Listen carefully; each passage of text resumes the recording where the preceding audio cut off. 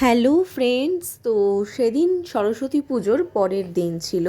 তো আমি যেহেতু সরস্বতী পুজোর দিন অঞ্জলি দিতে পারিনি শুক্রবার থাকায়, তাই পরের দিন আমি একটু মন রক্ষার জন্যই বলা যায় অঞ্জলি দিয়ে নিয়েছিলাম। তো দেখো, এটা আমাদের বাড়ির ছোট্ট একটা সরস্বতী মা।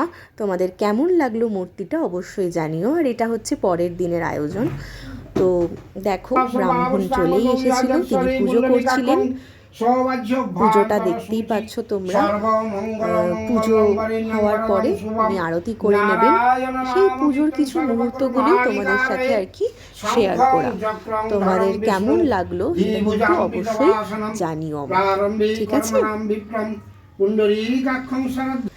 দেখো, উনি এখন আরতি করছেন পঞ্চপ্রদীপ দিয়ে। তারপরেই আমরা সেই পঞ্চপ্রদীপের তাপ গ্রহণ করে নিই। তারপরেই উনি কর্পূরদানি দিয়েও আরতি সেরে নেন। তারপরে আর কি মন রক্ষার জন্য পরের দিন আমি অঞ্জলি দিয়ে নিয়েছিলাম।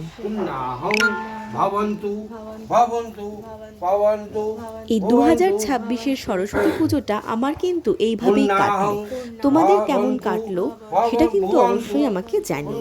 আর আমার এই ভিডিওটা তোমাদের কেমন লাগলো সেটাও কিন্তু তোমরা জানাবে।